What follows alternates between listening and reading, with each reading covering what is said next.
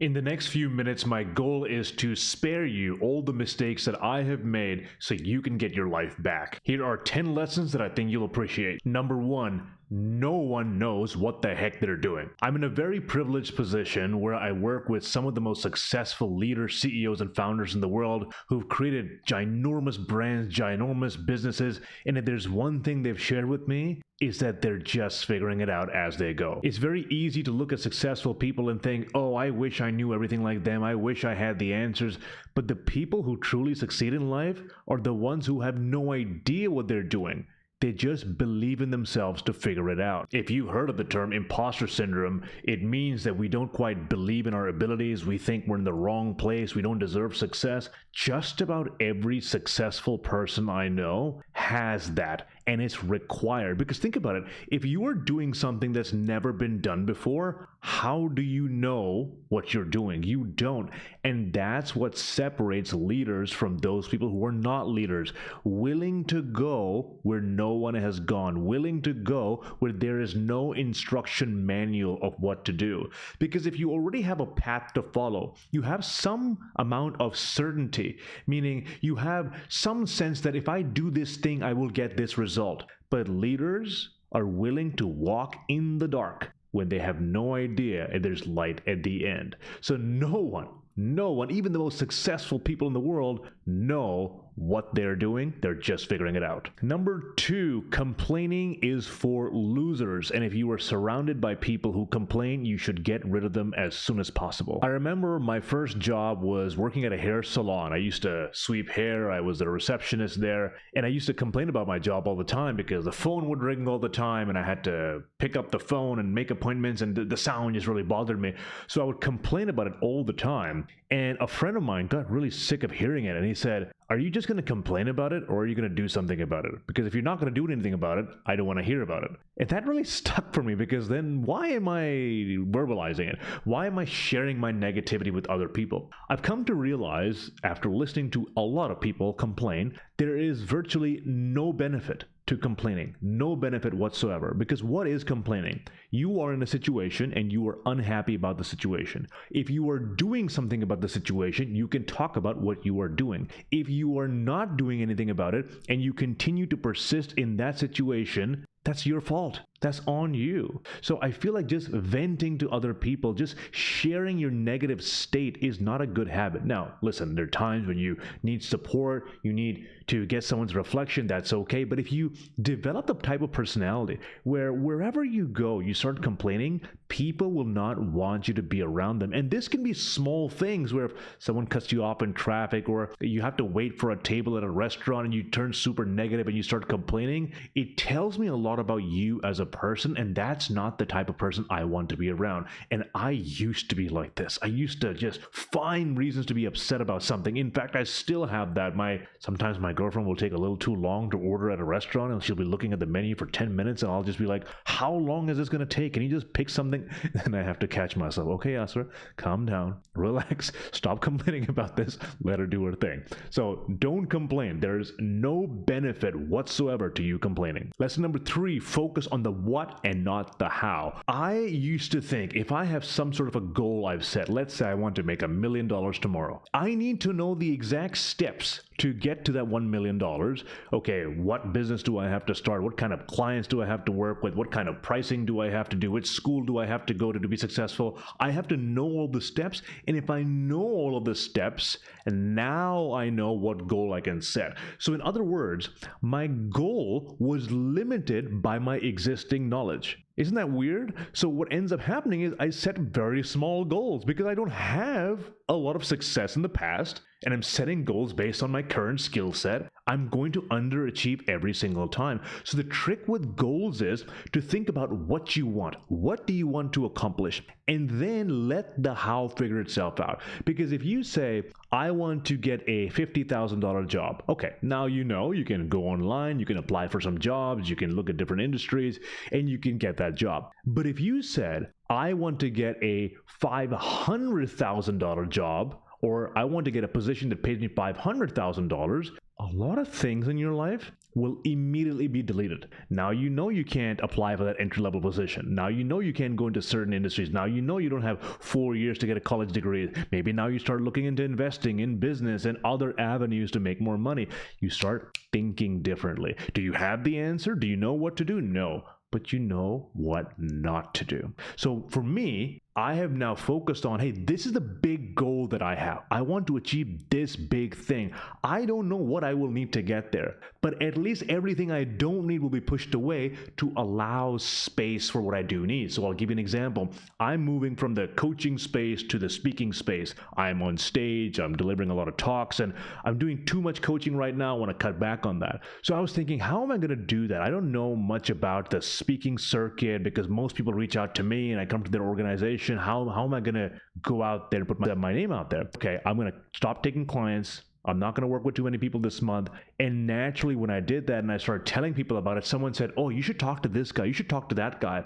It just so happens that I met Simon Sinek's brand consultant. And then I started working with him and he's helping me develop a brand to become a speaker. And all that happened simply because what do I want to achieve? What is the goal? And the how I naturally found. So focus on the what and not the how. If you don't know how to do something, don't worry about it. You'll figure it out yourself. Number 4, it's actually easier to achieve bigger goals than smaller goals. And I had to learn this the hard way. I used to set such small goals and I couldn't really figure out why I wasn't succeeding. So I'll give you a business example.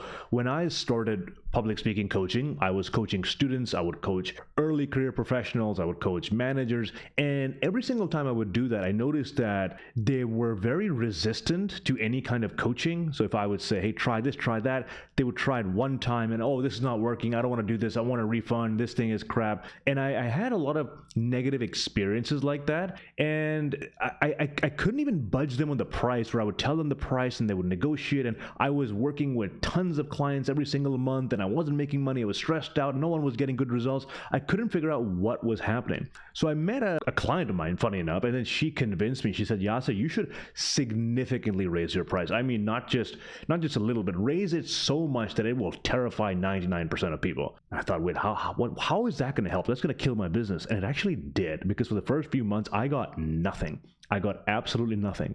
But then my positioning changed. Someone saw my prices and said, oh, if Yasser's prices are this high, he must be really good. And I worked with them, one of my best clients ever, one of the easiest experiences ever. They were a trained customer. They knew what it was like to look for quality. They didn't expect results right away. They didn't ask for a refund just because they didn't become a world-class speaker in an hour. So their expectations were in line. I was doing less work and achieving more. So I thought, wait, what the heck happened? Why was I working with all these people that I did not enjoy working with at the start when I could have just set bigger goals this whole time? And really, it was a limitation in my mind where I thought, oh, Yasser, you've never been a VP. You can't coach a VP. You've never been a CEO. You can't coach a CEO, when really I can teach public speaking to someone in high school or someone who's a CEO or someone who's a founder, and the skill set is pretty much the same. It's like if I'm teaching someone to play the guitar, does it matter if they're a CEO or they're a 15-year-old, right? So I didn't quite have that belief in my mind. So ever since then, I've realized every single time I set a bigger goal, it is easier to achieve. I get paid significantly more and it's significantly less stressed out. So if you have the option, just pick the bigger goal. It's much easier. Number 5, this is something I believe in to the core of my being. I have described myself my entire life as an introvert. And the reason I do that is because it gives me excuses for a lot of things in my life. If I don't want to leave the house, if I don't want to do public speaking, if I'm afraid of interviewing, if I'm afraid of talking to women, anything like that, I can just say, I am an introvert. This is who I am.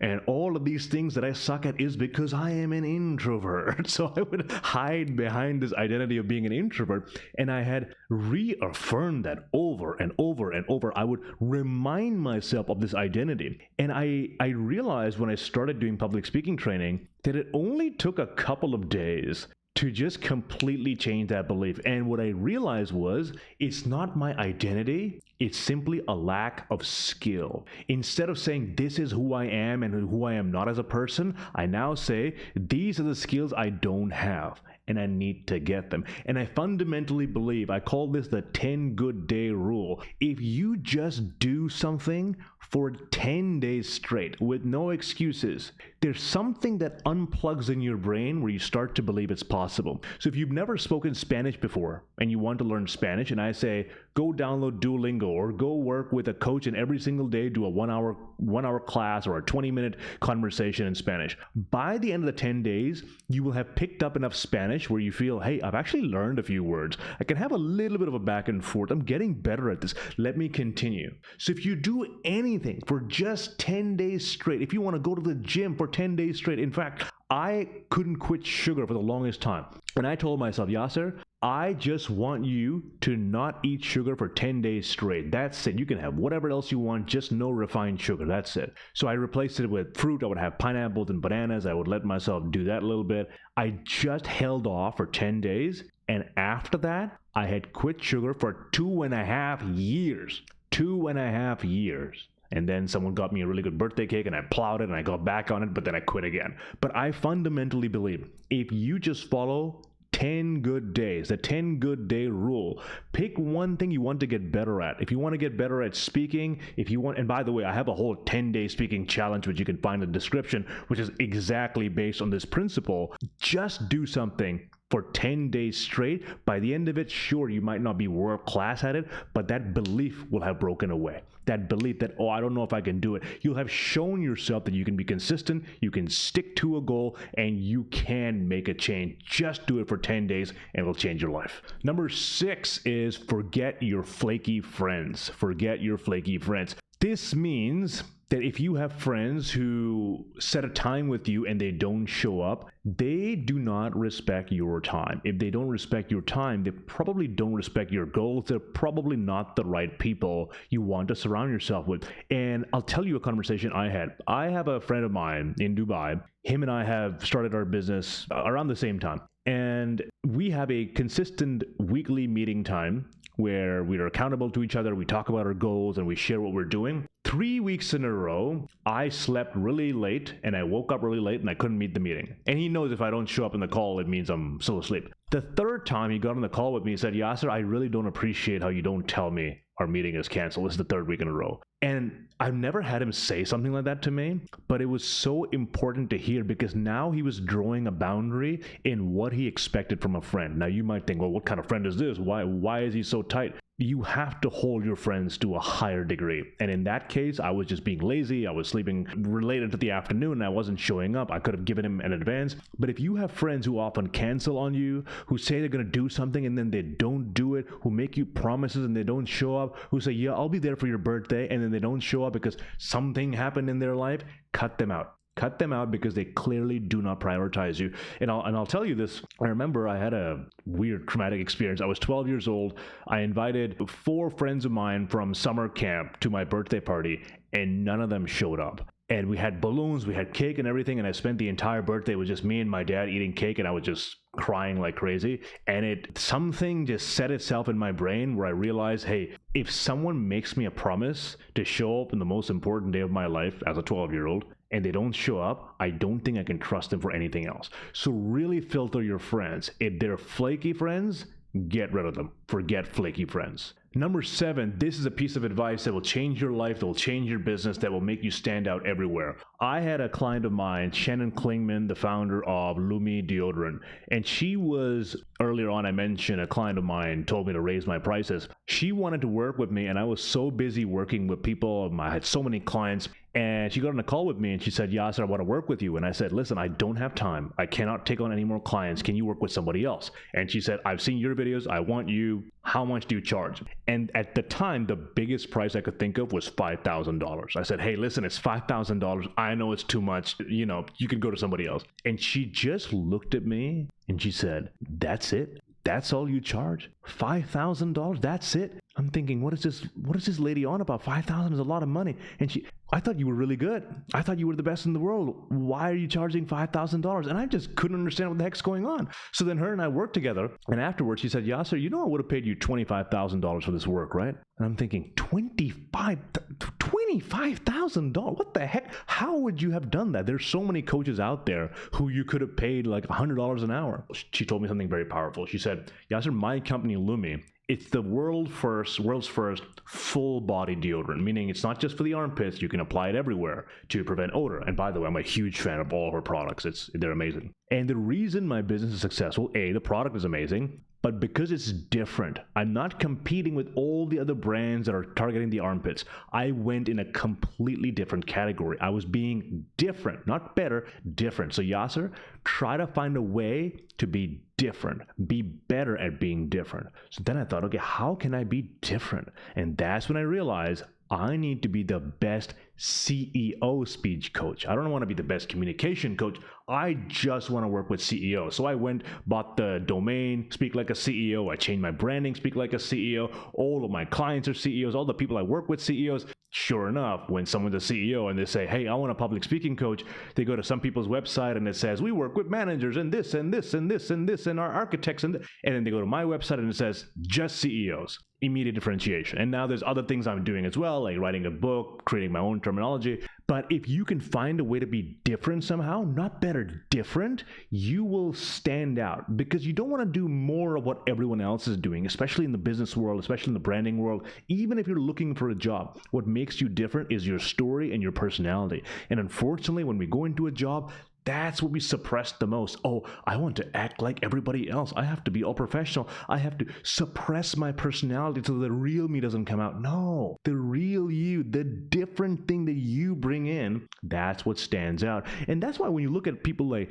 Keanu Reeves, you look at people like Emma Chamberlain, Jennifer Lawrence, people who are just unashamedly themselves with all their flaws, people like them because they're different. So be better at being different. Number 8 is you don't have enough money. You don't have enough money. Okay, maybe you have a lot of money. Maybe you're watching this video and you're loaded. Maybe you are. Where I came from, I didn't have a lot of money, but I did grow up in a middle-class family. I don't want to make this a sob story, but I always had a very scarce mindset about money. And that was also because I didn't have any money. When I finally got a job and I started making money, I became very comfortable very fast. Like, okay, I've got a $42,000 salary. I'm happy. I can afford my groceries. I'm good to go. And I stepped off the gas. I didn't really want to do much.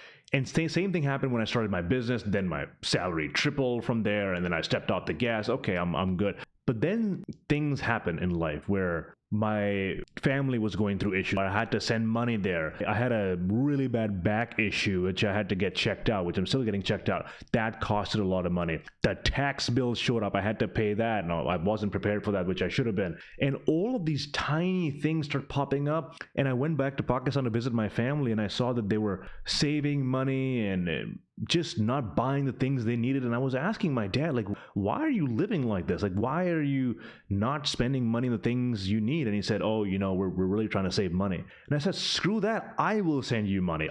I'll make something happen. So when I saw that, I saw my family suffering after putting all of this money and time into my education. I started working harder, started making more money, sending more money back home. Now I've been supporting my family for years now.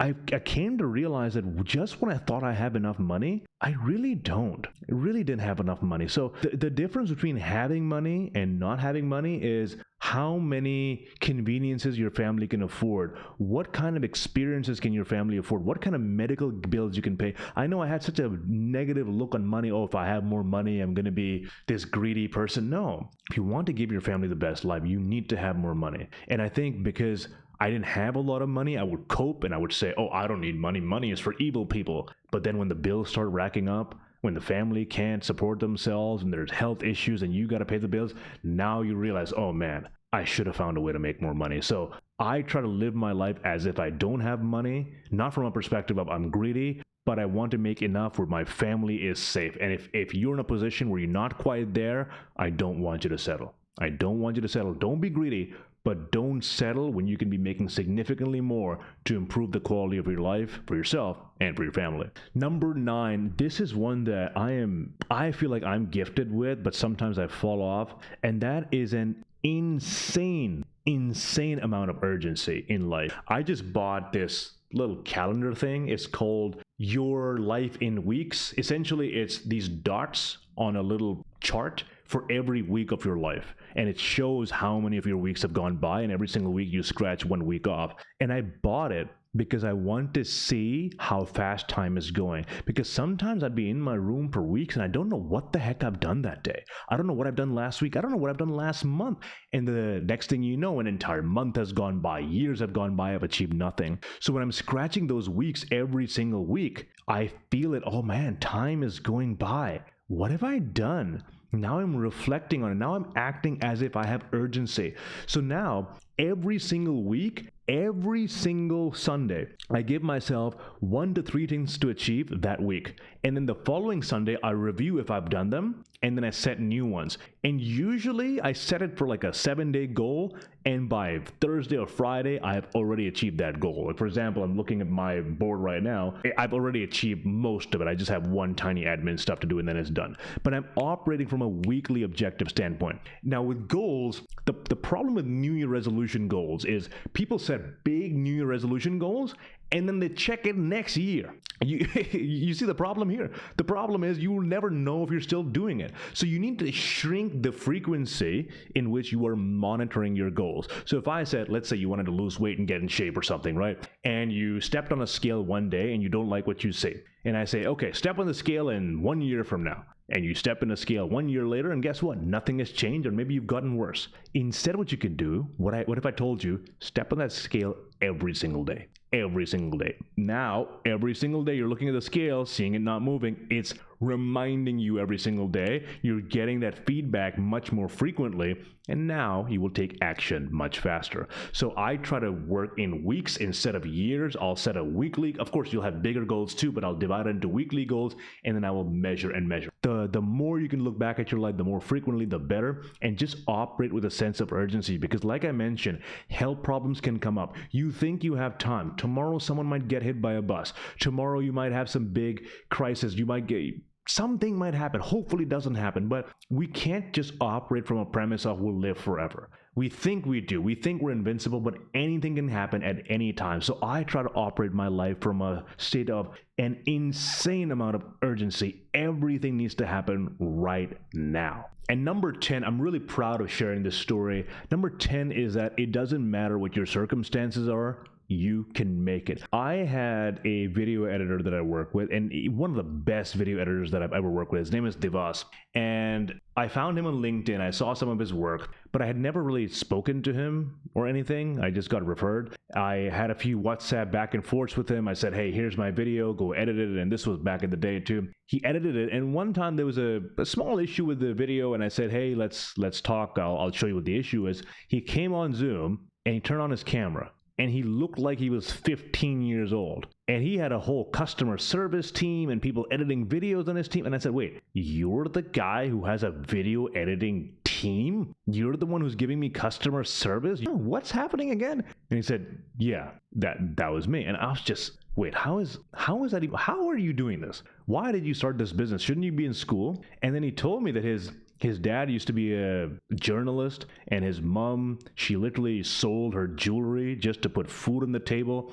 And he saw how much his parents had to worry about money all the time. And he was in Nepal, by the way, so he didn't grow up with money. So he learned video editing at a very young age by himself. He didn't have the fanciest computer or anything, nothing even close to it. He learned to edit videos. He learned to sell. He learned to reach out to people, email people in a different country, sell them the video editing services. He would edit videos himself. Then he would hire other people. Now he has 8 people on his team who, by the way, earn more than senior executives at big companies in Nepal. And right now, I think he's like 18 years old. So it's such an inspiring story, because I wish I was that ambitious at his age. I wish I had that drive, but I was too busy complaining and being a little snob. But because of the internet, Because of all of the information you have available to you, we have never been in a time where there are more possibilities. You have the internet, you have AI, you have all of these tools that you can use to be successful. There is